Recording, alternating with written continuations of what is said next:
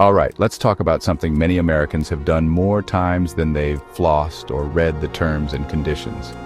The Pledge of Allegiance. You know the one.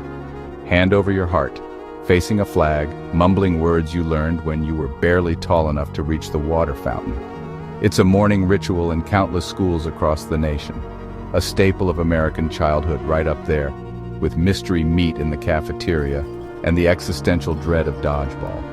It's presented as a simple patriotic act, a way to show love for your country before you've even had your morning juice box. But have you ever actually stopped to think about what you were saying? I mean, really think about it. As a kid, it's just a series of sounds you make to get the day started. I Pledge Allegiance could just as easily have been, I like green pigeons, for all the deep thought we gave it. The teacher says stand, you stand. The teacher says say the words, you say the words. It's a classic case of monkey see, monkey do. The whole exercise is designed to be automatic, a piece of muscle memory for the mouth. We do it because we're told to, and that's that. The critical thinking part of our brain's still booting up for the day, apparently. This daily recitation is framed as a foundational pillar of civic education, a gentle introduction to the concepts of loyalty and national pride. It's supposed to instill a sense of unity and respect for the country. But here's a thought, maybe just maybe making small children robotically chant a loyalty oath before they can even spell allegiance is a bit weird. It's a practice that feels more at home in a country with a lot more parades and a lot less freedom of speech. It's one of those things that, if you saw it happening in another country on the news, you'd probably raise an eyebrow and say, well, that seems a little intense. The truth is, the Pledge of Allegiance is not just a quaint schoolhouse tradition. It's a powerful piece of political messaging, carefully crafted and strategically deployed. It's a script we're handed from a very young age, one that shapes our understanding of America before we have the tools to question it. It tells us a story about our country, a story of unity, divinity, liberty, and justice. The only problem is, when you start to look closely at the real world outside the classroom window, you might find that the story the pledge tells is, to put it mildly, a work of fiction. Let's get into the nitty-gritty, starting with the very first line. I pledge allegiance. It sounds so formal, so official. But what does it actually mean? To pledge allegiance is to make a solemn promise of loyalty. You're not just saying you like America. You're not saying you think it's a pretty decent place to live most of the time. You are swearing an oath of fealty, like a knight kneeling before a king. You are promising to be faithful and obedient to this entity, this concept of a nation represented by a flag. That's a pretty heavy commitment for a 7-year-old who's still trying to master the art of tying their own shoes. Think about it. We don't ask kids to pledge allegiance to their parents, or to the scientific method, or to the principle of not being a jerk. But we do ask them to pledge it to a country. This immediately sets up a dynamic where loyalty to the state is presented as a primary virtue, something to be declared publicly and repeatedly. It subtly teaches that your relationship with your country is one of submission. You owe it your loyalty, full stop. The question of whether the country has earned that loyalty or whether it consistently acts in a way that deserves it is conveniently left out of the morning announcement. This demand for a pledge creates a powerful sense of obligation. It's a one-way street. The individual promises everything, but what does the state promise in return? The pledge does go on to list some things, which we'll get to, but the initial act is one of unconditional commitment from the citizen. This is a brilliant move if you're trying to build a compliant population. You get them to make the promise first before they're old enough to ask questions like, wait, what are the terms of this deal? Or is there a return policy on this allegiance if the product turns out to be defective? And let's be honest, for most kids, the word allegiance is just a fancy sound. They might as well be pledging allegiance to a ham sandwich. But the act of saying it, day after day, year after year, has a cumulative effect. It normalizes the idea of swearing loyalty to a political symbol. It becomes an ingrained habit, a part of the background noise of being an American. It's a subtle form of conditioning that prepares the mind to accept authority without question, to equate patriotism with obedience. And that right there is a very useful tool for anyone in power. Next up, to the flag of the United States of America. So the first thing we pledge our undying loyalty to is not a set of principles, not a constitution, not even the people of the nation. It's a flag, a piece of cloth. Now I know what you're thinking. It's a symbol, John. It represents the country. And yes, of course it does. But it's fascinating that we pledge allegiance to the symbol first. It's like getting married and pledging allegiance to the wedding ring instead of the person wearing it. It places the object, the icon, at the very center of our national devotion. This focus on the flag is incredibly effective for creating a simple, visible target for patriotism. You can't see liberty. You can't hug the Republic, but you can wave a flag, you can put a flag sticker on your truck, you can wear a flag pin on your lapel. It makes patriotism tangible and easy to display. It also makes it easy to police. If you don't treat the flag with the prescribed level of reverence, if you burn it or step on it, or use it to make a pair of questionable shorts, you can be immediately branded as unpatriotic. Your loyalty is judged by your treatment of a piece of fabric. This intense focus on flag worship can also have a chilling effect on dissent. The flag becomes a shield, used to deflect any and all criticism of the country or its government. If you protest against a war, you're disrespecting the flag. If you kneel during the national anthem to protest police brutality, you hate the flag. The symbol becomes more important than the ideals it's supposed to represent. It's a classic bait and switch. We're told the flag stands for freedom, but then it's used as a weapon to shut down the very freedom of speech it supposedly symbolizes. It's a neat trick, you have to admit. Ultimately, pledging allegiance to a flag is a way of simplifying a very complex relationship. A country is a messy, complicated thing. It's made up of hundreds of millions of people with different beliefs and experiences. It has a history filled with both incredible triumphs and horrific injustices. Pledging allegiance to all of that is hard. Pledging allegiance to a visually appealing pattern of stars and stripes? Much easier. It lets us feel a sense of unity and purpose without having to engage with the messy, uncomfortable realities of what our country actually is. After we've sworn fealty to the flag, we move on to the government and to the republic for which it stands. Okay, so now we're pledging loyalty to a system of government. A republic, in its simplest form, is a state where supreme power is held by the people and their elected representatives. It's not a monarchy, it's not a dictatorship. It's supposed to be a government of the people, by the people, for the people. That sounds great. In theory, that's a system worth being loyal to. It's a promise of self-governance and representation. But here's the kicker. Which republic are we talking about exactly? The idealized one from a civics textbook where every citizen's voice is heard and every vote counts equally? Or the one we actually have? The one where elections can be won by candidates who lost the popular vote, thanks to a little thing called the Electoral College? The one where corporate lobbyists spend billions of dollars to influence lawmakers, often drowning out the voices of ordinary citizens? The republic we have is, shall we say, a bit more complicated than the one described in the brochure. The pledge presents the republic as a single, monolithic entity that is working perfectly. It doesn't allow for any nuance. It doesn't acknowledge the deep flaws and systemic problems that prevent it from living up to its own ideals.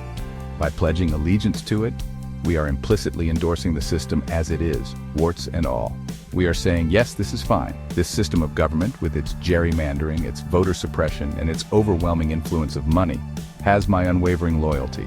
It's a blanket approval that discourages critical examination of how our government actually functions.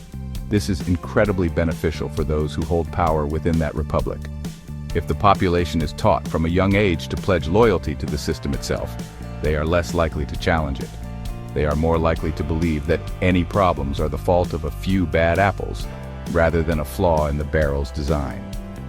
The pledge helps to create a baseline assumption that the republic is fundamentally good and just, and that our duty as citizens is to be loyal to it, not to fundamentally change it. It's a powerful tool for maintaining the status quo. Really? The pledge continues with the phrase, "one nation." This is a powerful and appealing idea. It conjures up an image of a united people, a single, cohesive family of 330 million, all working together in harmony. It suggests that despite our differences in background, belief, or geography, we are all fundamentally on the same team. We are one. It's a beautiful thought, the kind of thing you'd see on an inspirational poster with a picture of a soaring eagle. It's also, if you've turned on the news in the last, 50 years, demonstrably false. America is not one nation, it is a deeply divided one. We are divided by politics, with Democrats and Republicans viewing each other not just as opponents, but often as existential threats. We are divided by economics, with a cavernous gap between the ultra-wealthy and everyone else. We are divided by race, with systemic inequalities and historical injustices, continuing to create vastly different realities for white Americans and people of color.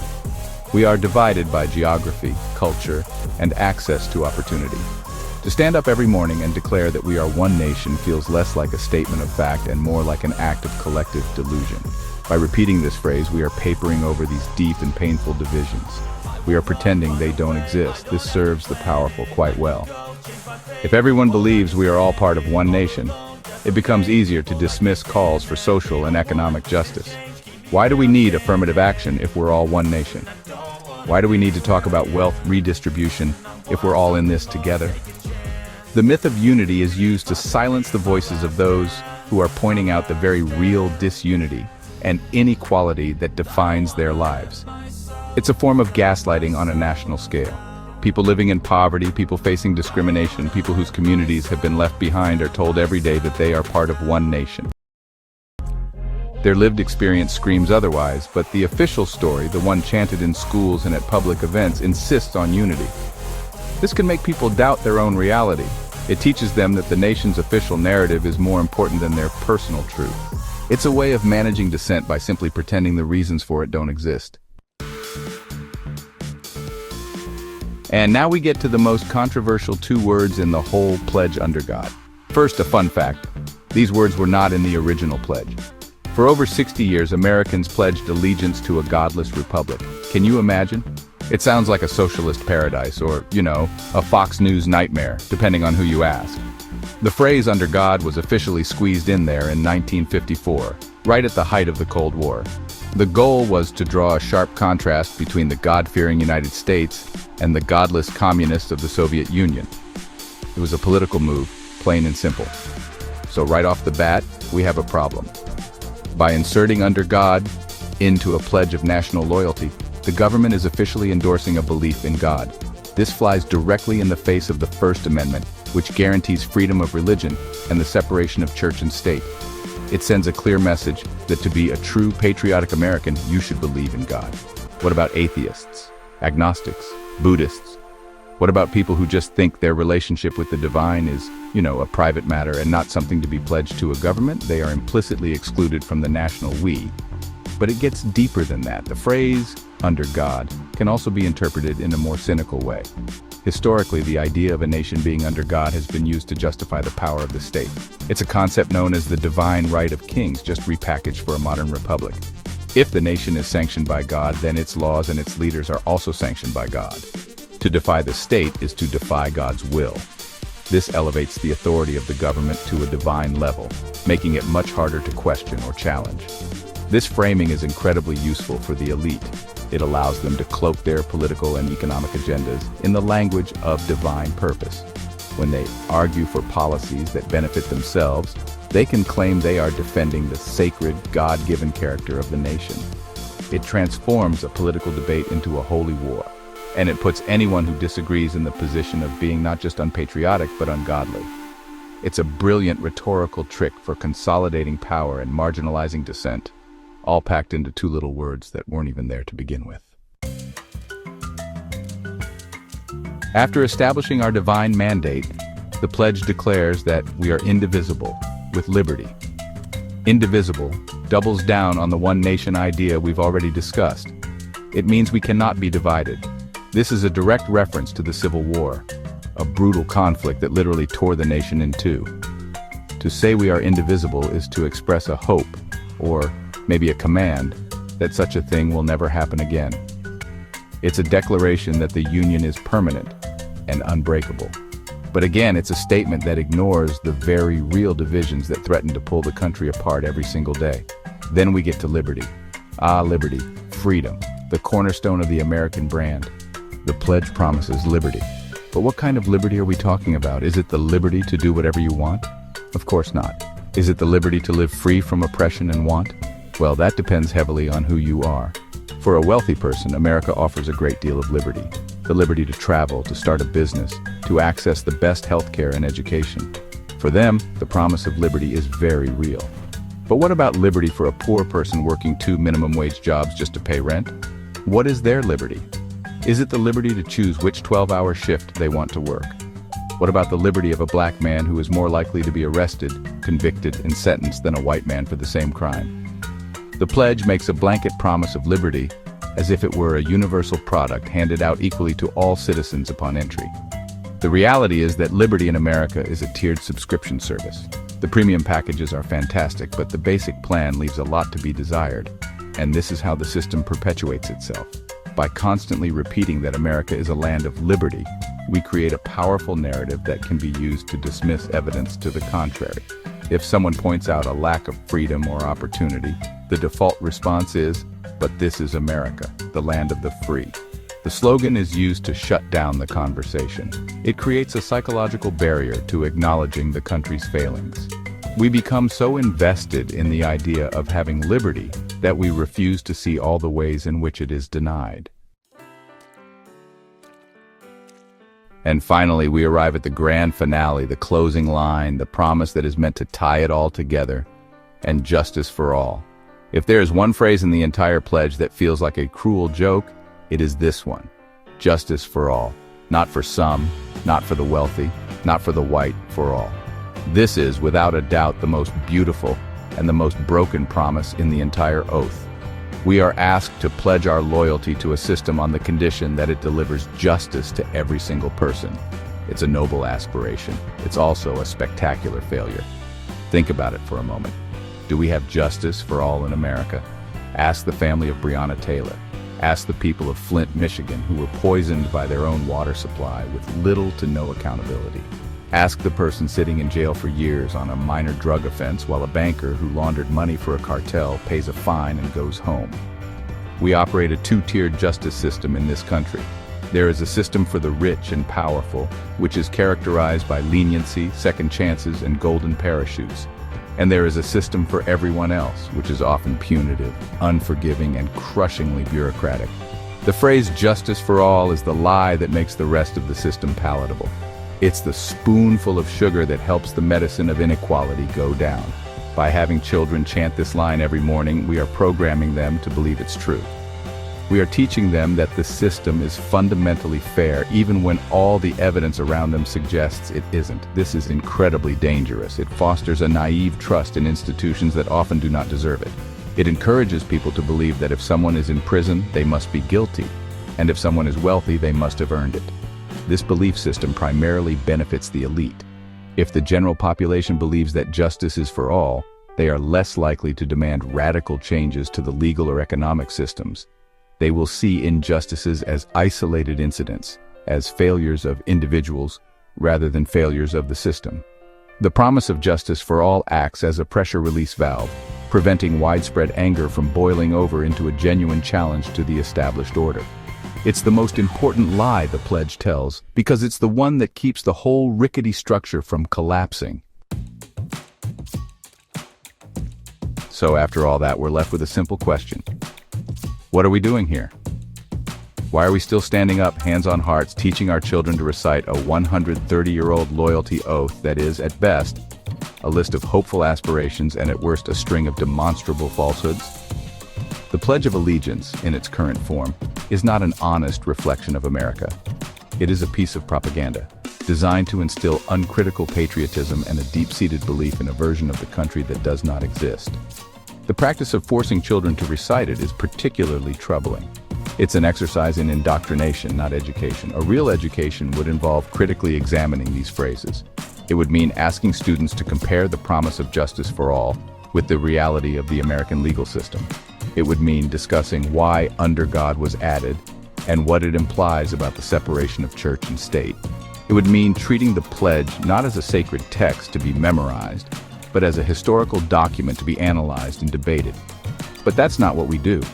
We just make them say the words. Does this practice help or hurt young people's understanding of their country? I would argue it hurts. It fosters a shallow, slogan-based patriotism instead of a deep, critical love of country. A true patriot is not someone who blindly pledges allegiance to a flag. A true patriot is someone who loves their country enough to acknowledge its flaws and fight to make it better. The pledge encourages the former and discourages the latter. It teaches us to accept the myth, rather than confront the reality. It asks for our loyalty before we're old enough to know what we're being loyal to. Ultimately, maybe it's time to retire the pledge from our schools, or, at the very least, to stop treating it as a mandatory morning ritual. Let it be something people choose to say if they feel it reflects their beliefs, not something children are compelled to recite by rote. America is a complex, flawed, and often contradictory nation. Perhaps it's time our declarations of patriotism were allowed to be just as honest and complicated, because pledging allegiance to a lie doesn't make you a patriot. It just makes you part of the problem.